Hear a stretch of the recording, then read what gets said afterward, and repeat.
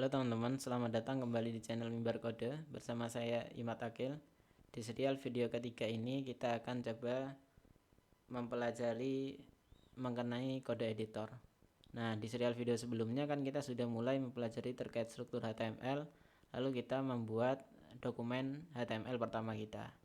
Nah, di situ saya sudah mulai mengaplikasikan menulis kode di dalam sebuah kode editor yang bernama Visual Studio Code. Nah, di serial video kali ini kita akan coba mengenal lebih jauh terkait kode editor. Nah, sebelumnya teman-teman bisa coba buka ya web browser teman-teman, lalu ketikkan di pencarian Visual Studio Code gitu ya. Nantinya setelah teman-teman sudah mencarinya akan muncul ya beberapa penjelasan terkait Visual Studio Code. Jadi Visual Studio Code itu merupakan sebuah kode editor ya. Lebih jauh lagi juga sering disebut sebuah IDE. Itu apa sih IDE? Habis ini kita jelaskan. Nah, Visual Studio Code ini dikembangkan oleh Microsoft ya, dan dia bisa digunakan lebih dari satu platform ya. Dia bisa digunakan di Linux, macOS ataupun Windows ya. Nah, Visual Studio Code sendiri sudah mulai sejak 2015 sudah mulai dioperasikan gitu ya hingga hari ini. Nah, ini ada beberapa pertanyaan yang mungkin sering ditanyakan, misal seputar Studio Code. Studio Code ini apa sih? Ya, jadi Studio Code ini sebuah kode editor yang mensupport ya, mendukung gitu ya, mendukung pengoperasian ketika melakukan debugging, melakukan penulisan sebuah task, pekerjaan, dan version control. Nah, selain itu, apakah kode editor ini gratis? Ya, di sini tertera di laman pertanyaan yang paling sering ditanyakan bahwa Visual Studio Code ini gratis ya. Jadi semua programmer ataupun yang ingin menggunakannya gratis karena ini bersifat open source. Nah, apakah kode Visual Studio Code ini sebuah IDE ataupun cuma sekedar text editor biasa gitu ya. Nah, lebih jauh kegunaannya Visual Studio Code ini bisa dikatakan sebuah IDE juga, layaknya software seperti Sublime Text ataupun Atom gitu ya. Fungsinya apa? Nah, IDE ini bisa melakukan penulisan, melakukan pengubahan ataupun debugging dan menjalankan sebuah kode yang kita tulis ya dalam sebuah text editor. Nah, teman-teman juga jangan khawatir ketika teman-teman belum punya akses internet ya, ketika pertama kali mungkin menjalankan Visual Studio Code, karena Visual Studio Code ini bisa diakses secara offline gitu ya. Lalu Visual Studio Code ini ketika kita buka kan, kadang ketika kita buka sebuah software banyak sekali tuh ya menu-menu ataupun banyak sekali tampilan yang membuat kita membingungkan ya. Nah, seolah-olah ini hanya aplikasi yang bisa dijalankan oleh seorang profesional. Tetapi di sini dijelaskan bahwa Visual Studio Code ini juga bisa digunakan oleh kita yang mungkin masih seorang mahasiswa atau seorang yang baru belajar mengenai pemrograman di sini. Jadi teman-teman jangan khawatir ketika mungkin bingung ya ketika menggunakannya. Bahkan ini di sini tertera Visual Studio Code ini juga salah satu editor kode editor yang bagus untuk seorang pembelajar ya, seorang pelajar, seorang murid gitu ya, ketika bahkan mempelajari hal-hal dasar mengenai HTML dan CSS. Mungkin kita akan lanjut untuk membuka laman web dari Visual Studio Code. Nah, di sini teman-teman nantinya bisa menginstal ya. Kebetulan saya di sini memang sudah menginstal di laptop saya Visual Studio Code ini. Teman-teman nanti bisa memilih platform apa yang teman-teman gunakan. Apakah teman-teman menggunakan macOS ataupun Windows ataupun Linux gitu ya. Tinggal disesuaikan kebutuhan teman-teman gitu ya.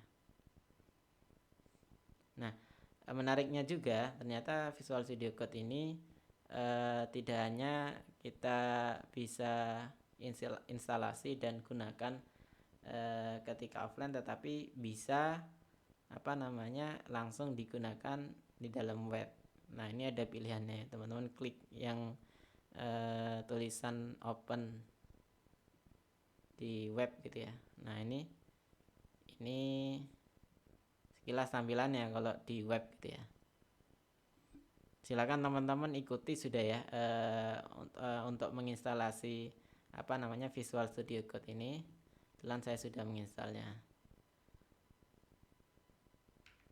Nah, ketika teman-teman sudah menginstal Visual Studio Code, lalu teman-teman bukanya, ini halaman pertama yang teman-teman lihat ketika teman-teman membuka Visual Studio Code. Nah, di sini mungkin saya akan menjelaskan beberapa penggunaan dari Visual Studio Code. Nah, di sini di bagian menu ada beberapa menu ya, ada dari file, edit, selection, view, go, run, terminal sampai bantuan ya atau help. Nah, ini merupakan explorer ya dari file yang nantinya kita akan buka. Ini sisi sidebarnya ya. Jadi di sisi sidebar ini ada explorer, ada bagian pencarian, ada bagian search control untuk menjalankan dan debugging kode dan extension ya ketika kita ingin menginstal extension. Nah, teman-teman juga bisa simpan sih sebenarnya sisi sidebarnya dengan mengklik Ctrl B ya, Ctrl B, dan ketika ingin teman-teman menampilkannya lagi juga bisa mengklik kembali Ctrl plus B gitu ya. Nah, ketika teman-teman ingin membuat sebuah file baru di Visual Studio Code, teman-teman bisa mengklik ini ya, icon new file ya. Misal kita membuat file baru, panduan Studio Code Visual VS Code, lalu teman-teman ikuti extensionnya, misal HTML gitu ya. Nah, ini halaman kerja baru kita. Lalu di bagian menu ini kan ada file ada menu file seperti biasa untuk membuat teks file baru, untuk membuka membuat file baru, membuka jendela baru gitu ya, membuka file, membuka folder dan sebagainya ya, atau mengatur autosave dan sebagainya. Nah, di sini ada juga kolom edit, menu edit untuk melakukan pembatalan sebelumnya ataupun setelahnya, lalu melakukan cut ya, fungsi cut, memotong bagian mungkin baris kode yang ingin teman-teman potong, lalu untuk mengcopy, mempaste, melakukan pencarian, terus melakukan perubahan gitu ya. Misal kita Ctrl find. Nah, ini bisa pencarian di dalam halaman kerja kita gitu ya. Misal kita membuat sebuah teks gitu ya, halo teman-teman, kita save dulu. Misal kita teman, nah ini kan ketika kita cari muncul langsung ya, menuju ke teks yang kita cari gitu ya. Lalu sebenarnya ini kita juga bisa melakukan replace ya, mengganti secara keseluruhan. Misal kita ingin melakukan perubahan dari kata teman menjadi sobat.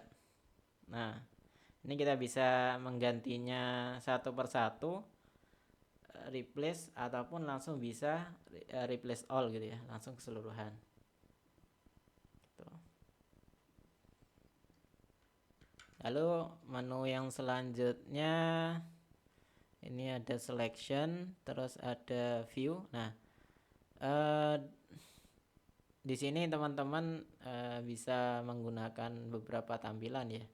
Dari full screen bisa teman-teman mengklik F11 gitu ya. Nah, ini ketika tampilannya teman-teman ingin full gitu ya.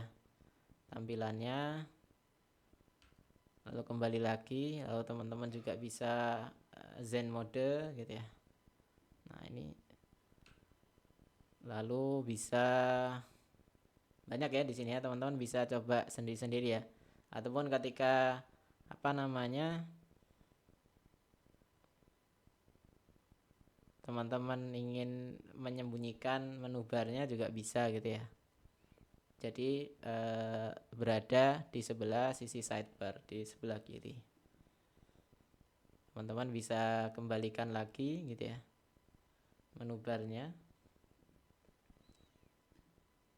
Nah, itu terus ada lagi mungkin apa ya, menu selanjutnya mengatur posisi dan sebagainya, mengatur bar status, aktivitas, panel dan sebagainya. Lalu melakukan zoom in.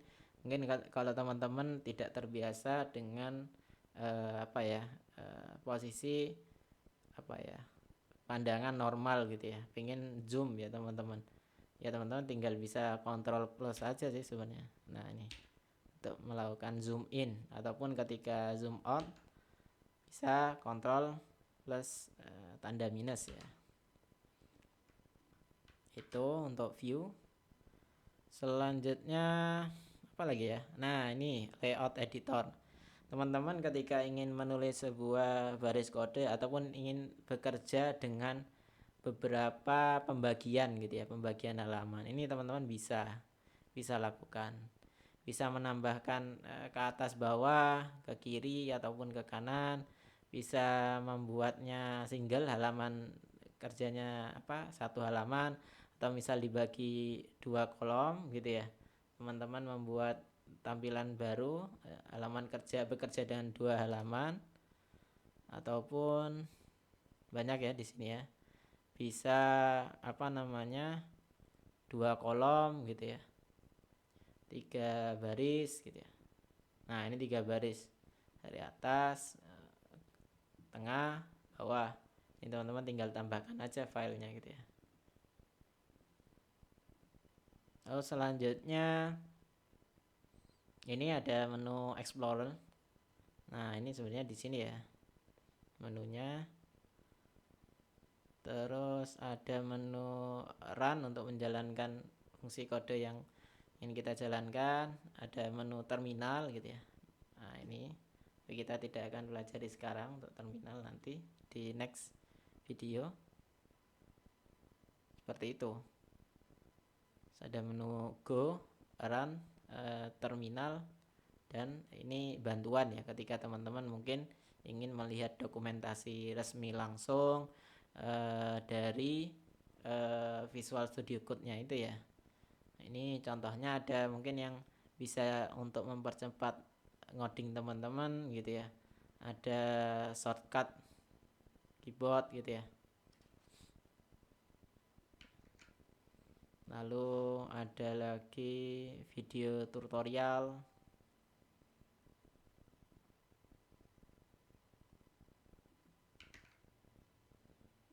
Lalu banyak ya sebenarnya ini tips dan trik.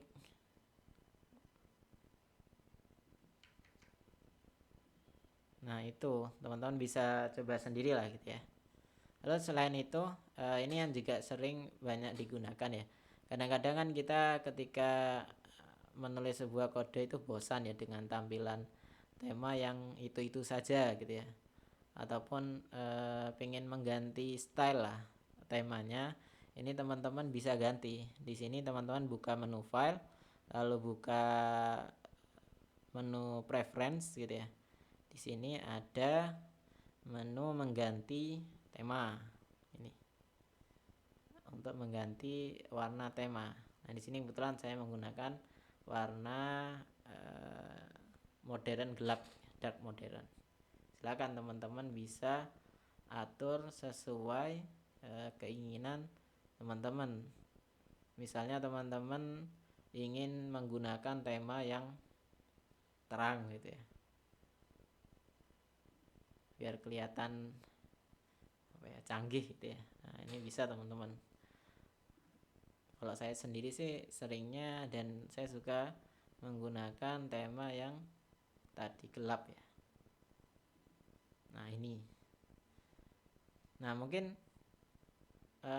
itu sekilas apa ya, terkait panduan menggunakan studio Visual Studio Code ya.